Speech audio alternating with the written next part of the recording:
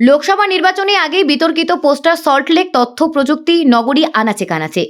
হীরক রানী bye bye, এই ধরনের একাধিক পোস্টার লাগানো হলো সল্টলেকে তথ্য প্রযুক্তি নগরী স্বাস্থ্য ভবনগামী রাস্তায়।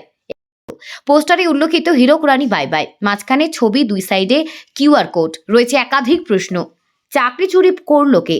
শিক্ষকদের পেটাল কে? গরিবদের রেশন চুরি করলো কে? বাংলায় সন্ত্রাস ছড়ালো কে? ছাপ্পা ভোটে জিতলো কে? দিয়ে টাকা মারছে কে? শোষণ থেকে নিস্তার পেতে কিউআর কোডটি স্ক্যান করুন।